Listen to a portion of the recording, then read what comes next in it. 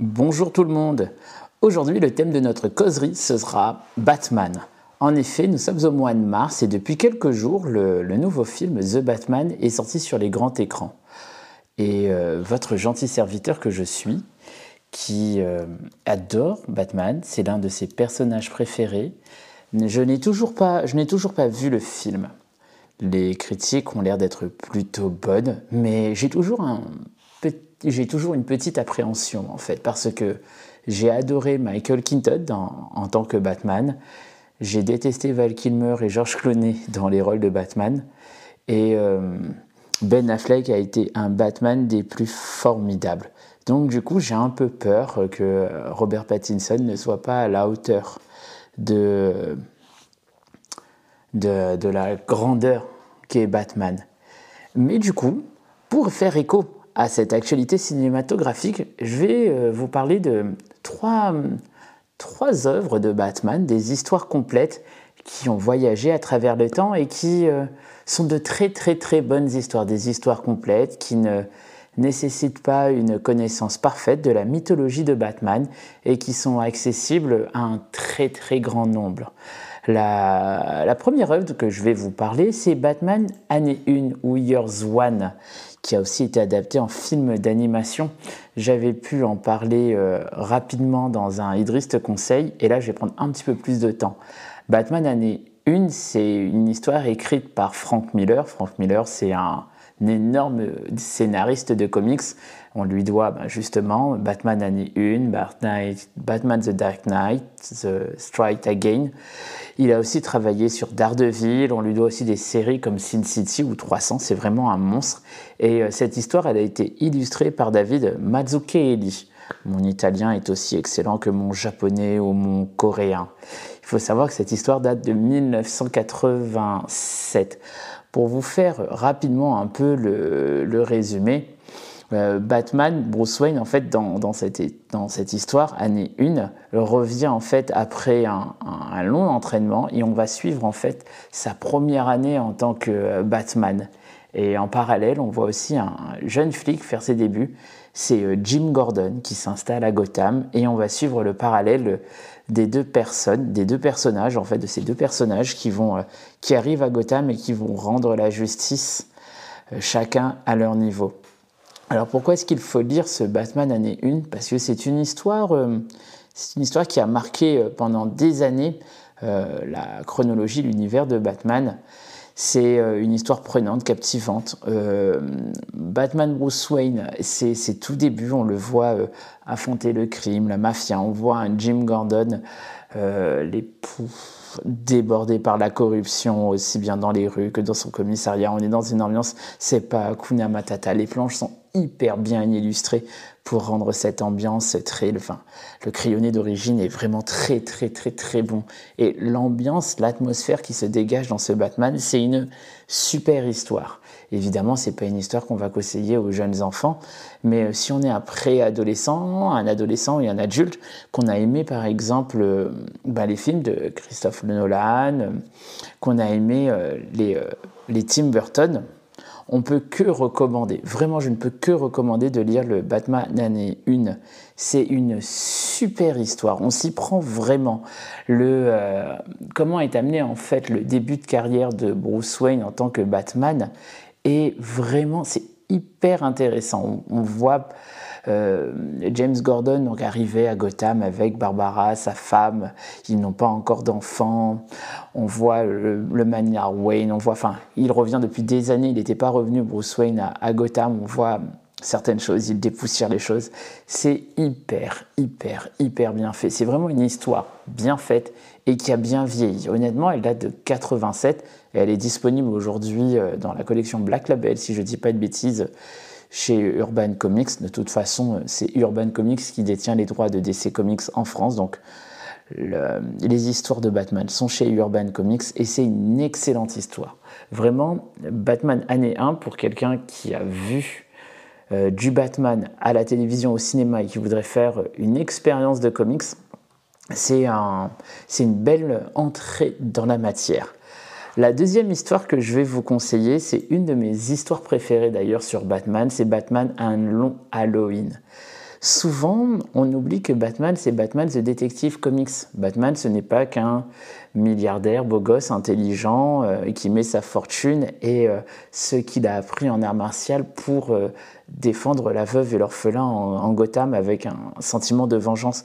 C'est surtout un détective, c'est-à-dire qu'il a une grande capacité de déduction, c'est un cérébral, il réfléchit énormément. C'est l'une aussi des raisons qui me fait peur d'aller voir The Batman. Quand on lit en interview que Robert Pattinson ne savait pas que Batman était un détective, ça fait un peu peur. Moi, c'est l'une des raisons qui fait que je repousse le fait d'aller voir le Batman au cinéma. Même si les critiques sont bonnes, hein, j'ai pu lire plusieurs critiques, ils disent que sur ce film qui fait quasi 3 heures, les 2 premières heures, ce sont des masterclass et la 3e heure, c'est pourquoi. Donc, je pense que j'irai le voir. Mais revenons à un long Halloween. Un long Halloween, c'est deux monstres, encore une fois, qui sont à la production. Au scénario, on a Jeff Lubb et au dessin, on a Tim Sale. Cette paire-là, on la retrouve aussi chez chez Marvel Comics.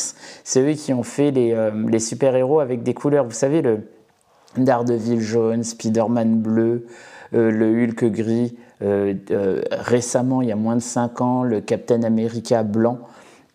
À chaque fois, ce sont des histoires complètes. Mais revenons à Batman, un long Halloween. En fait, ça se passe juste après Batman année 1.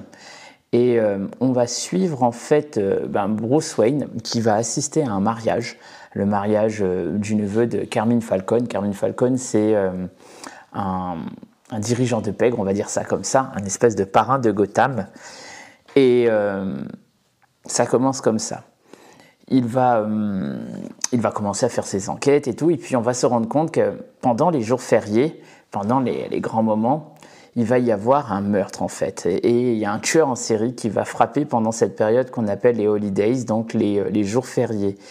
Et on va suivre en fait Batman qui va être à la recherche d'un assassin. Là, on ne sait pas si c'est un super méchant, si c'est un fou, si c'est quelqu'un qui a du super venin et tout. C'est un serial killer. Et c'est ça qui est excellent, en fait. C'est retrouver toute l'ambiance de Batman, de la nuit, Gotham, de ce qui fait le meilleur de Batman, mais dans un excellent polar. Et le dessin est juste somptueux.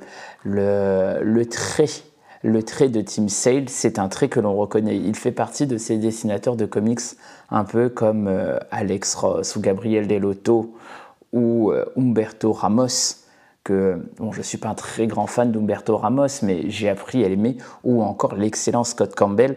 Ça fait partie de ces dessinateurs, quand vous voyez son dessin, vous savez que c'est lui. Il peut dessiner n'importe quoi, il peut vous dessiner un super-héros, vous savez que c'est Tim Sale, vous savez que c'est Scott Campbell, il peut vous faire un Schtroumpf, vous savez que c'est lui. Alors du coup, ce dessin de Tim Sale est super, enfin, il est magnifique adapté à ce genre d'histoire. On est dans une espèce de Gotham sombre, on va voir plusieurs Némésis, et on va surtout voir la formation d'un super vilain. Et il faut savoir que le deuxième film de Nolan, justement, le Dark Knight Rises, où on voit le Joker apparaître, il s'est énormément inspiré de ce comic-ci. C'est un excellent comics que l'on trouve toujours aujourd'hui chez Urban Comics. C'est un énorme pavé, mais vous le regretterez pas de le lire du début jusqu'à la fin. C'est un excellent comics à lire. Vraiment, c'est Detective Comics, là, c'est Batman, il reprend ses lettres de noblesse de Detective Comics. Et pour ceux qui n'ont pas l'habitude de le voir en mode détective, c'est une histoire que j'adore recommander en librairie, un long Halloween. Ça vous permet de découvrir l'univers de Gotham et un Batman un peu Hercule Poirot. Et c'est une grosse histoire et une histoire complète. La dernière petite histoire que je vais vous conseiller, elle est plus récente. Elle est sortie en 2020 dans nos contrées, en France, et c'est Batman Last Night on Earth. Elle est du duo Scott Snyder et Greg Capullo. Ce duo-là, c'est le duo à qui l'on doit le cycle Cours des hiboux, Nuit des hiboux, le cycle après justement le Flashpoint et le départ de Grant Morrison sur Batman. Et c'est un duo qui a réussi à propulser Batman à une hauteur aussi bien scénaristique que visuelle. Ce duo fait partie du top, de mon top 5 de cycles à lire avec ceux de Grant Morrison. C'est vraiment à lire. Et donc du coup, quand on les retrouve quelques années plus tard sur une histoire complète de Batman, on ne peut être que heureux. L'histoire de Batman, The Last Night on Earth, est tout simple. C'est lancé dans un mystérieux jeu de piste à travers Gotham.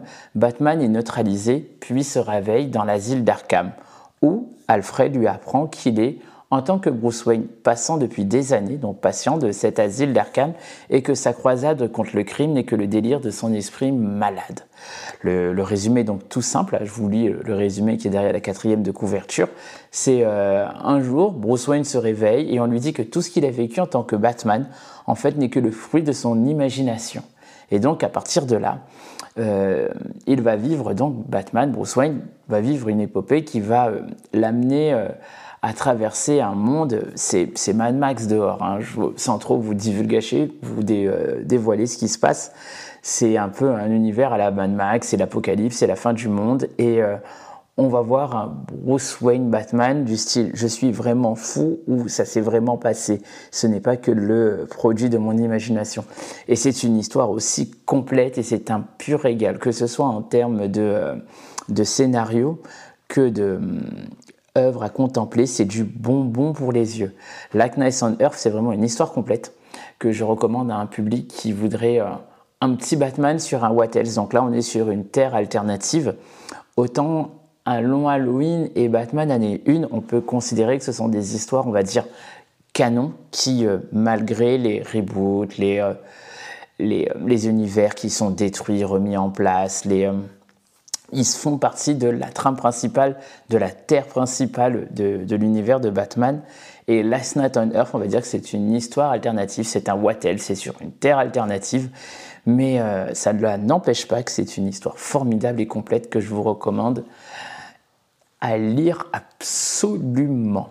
Donc du coup, si vous avez envie de lire 3 petits Batman sympas en cette période de sortie de Batman, je vous invite à lire Batman année 1, qui est pas mal, un long Halloween, c'est la plus grosse des 3 œuvres à lire en fait. Un long Halloween, c'est vraiment un beau pavé, et par contre, une fois que vous commencez, vous n'allez pas lâcher, parce que le côté détective, en fait, vous allez commencer chapitre 1, on met en place, chapitre 2, il va y avoir un meurtre et vous allez vous dire non, je vais garder un petit peu pour la suite, pour un peu plus tard. Vous ne ferez pas ça, faites-moi confiance, vous enchaînerez 2, 3, 4, enfin les chapitres suivants. Et c'est un pur régal. Donc du coup, le lisez pas 5 minutes avant d'aller vous coucher ou avant d'aller au boulot, pendant la pause déjeuner. Prenez le temps d'avoir le moment de lecture et vraiment faites-vous plaisir parce que vous aurez du mal à décrocher. Et enfin, il y avait Batman Last Night on Earth, histoire complète faite par le duo Snyder et Capullo, à qui l'on doit la cour des hiboux, la nuit, tout le cycle des hiboux, juste après le Flashpoint.